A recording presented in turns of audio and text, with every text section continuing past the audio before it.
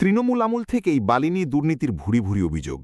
তবে বঙ্গে বিজেপি ক্ষমতায় আসার পর থেকেই এই বালি মাফিয়ারাজ রুখতে কড়া নজর দেওয়া হয়েছে। কিন্তু তাও কি পুরোপুরি শুধরালো পরিস্থিতি? ঝাড়গ্রামের ডুমুরিয়ার এক বালি খাদানের সামনে রাত থেকে লাইনে দাঁড়িয়ে রয়েছে প্রায় ১০০ খানেক গাড়ি। কিন্তু কেনই অচল অবস্থা? স্থানীয়রা বলেন, বালি নিয়ে কালোবাজারি রুখতে ইতিমধ্যেই বালি খাদানের মালিকদের সঙ্গে একটি গুরুত্বপূর্ণ প্রশাসনিক বৈঠক করা হয়েছে। বিধায়ক লক্ষ্মীকান্ত সাউ সাফ জানিয়েছেন, সরকারি রেটেই বালি দিতে হবে। বালির দাম নিয়ন্ত্রণে থাকলে তবেই এলাকার উন্নয়ন ত্বরান্বিত হবে। কিন্তু বাস্তব চিত্রটা সম্পূর্ণ আলাদা। গ্রামবাসীরা নিয়মের তোয়াক্কা না করে এখনও পুরনো চড়া রেটেই বালি তোলা হচ্ছে। সরকার ১০০ সিএফটি বালির জন্য রেট বেঁধে দিয়েছে খাদানে ১২০০ টাকা। ট্রান্সপোর্ট সহ ট্র্যাক্টর প্রতি যেখানে ২১০০ টাকা ধার্য করেছে, সেখানে কয়েক গুণ দাম অর্থাৎ ৪,২০০ টাকা রেট খাদান মালিক নিয়ে নে বালি বলে অভিযোগ। আর এই নিয়ে বালি খাদানের আশেপাশের গ্রামের বাসিন্দাদের ক্ষোভ এখন চরমে।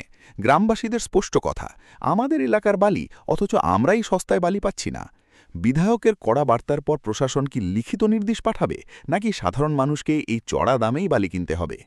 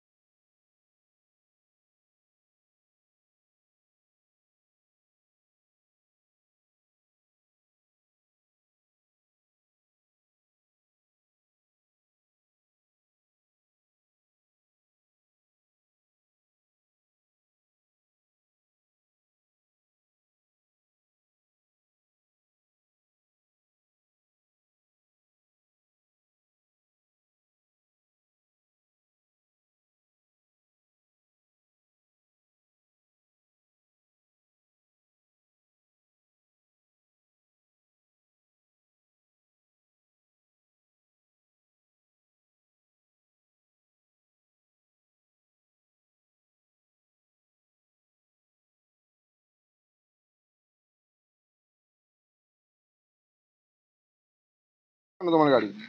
আমরা গত রাত থেকে গাড়ি আটকেছি, কারণ হচ্ছে যে অ্যাডমিনিস্ট্রেটিভ মিটিং হওয়ার পরে যে একটা বালির রেট বেঁধে দিয়েছে আমাদের ৩টা এমএলএ এবং জেলা শাসক মিলে, যে ২১০০ টাকা ট্রাক্টার।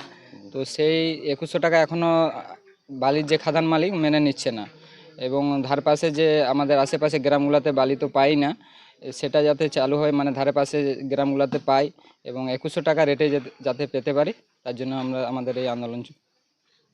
কত করে দিচ্ছে এখন তোমাদের বাড়ি? এখন ৪২০০ টাকা, কেউ নিচ্ছে ৫,০০০ টাকা, যে যেমন। কি নাম তোমার? দেবাশিস মাহাতো। দেখা যাচ্ছে অন্যান্য জেলায় বালির রেট অনেকটাই হাই ছিল, পরবর্তীতে সেই বালির রেট কমানো হয়েছে। তো ঝাড়গ্রামে কি সিদ্ধান্ত হয়েছে বৈঠকের পর? ঝাড়গ্রামে আমাদের ডিএম সাহেবা ছিলেন, এসপি সাহেব ছিলেন, সমস্ত প্রশাসনিক অধিকারীরা ছিলেন। তাদের সামনে সমস্ত স্যান্ড মাইন্স ওনার্সদের ডাকা হয়েছিল। সেখানে আমাদের আলোচনা হয়েছে, বেশ কিছু পদক্ষেপ নেওয়া হয়েছে। ওভারলোডিং করা যাবে না, ওভারলোডিং বিষয়ে সতর্ক থাকতে হবে, এবং আমাদের যে বালির রেট, যা সরকারি রেট রয়েছে, পিডব্লিউডির যা রেট রয়েছে, সেই রেটে বালি দিতে হবে, এবং যে পাশাপাশি পার্শ্ববর্তী জেলার যা রেট আছে সেই একই রেটেই আমাদের।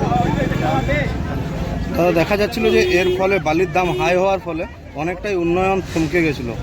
তারপরে কি এই অবস্থার সিদ্ধান্তের পর কি উন্নয়ন অনেকটাই ত্বরান্বিত হবে? পুরোটাই ত্বরান্বিত হবে।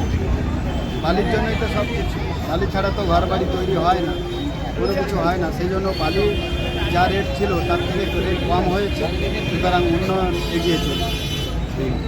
আমরা দাদা এখান থেকে দাঁড়িয়ে আছি, আমরা রাত 2টো থেকে দাঁড়িয়ে আছি। এখানে আমাদের খাওয়া দাওয়ার অসুবিধা হচ্ছে, চা ফা কিছু পাইনি। এবার এখানে কি করব গরমে? জলটা পাওয়া যাচ্ছে এখানে, টাইম কলের জল আসছে, আবার টাইম কলের জল তার একটু পর বন্ধ হয়ে যাবে, সেটাও আবার আর পাওয়া যাবে না। তাহলে কতগুলো গাড়ি দাঁড়িয়ে আছে? গাড়ি তো দাদা এখানে হবে মিনিমাম 30-40টা গাড়ি দাঁড়িয়ে আছে, আবার লোড গাড়ি দাঁড়িয়ে আছে, একটা গাড়িও বেরিয়ে পারেনি। কি নাম আপনার? আমার নাম কৃষ্ণপদ মাহাতো।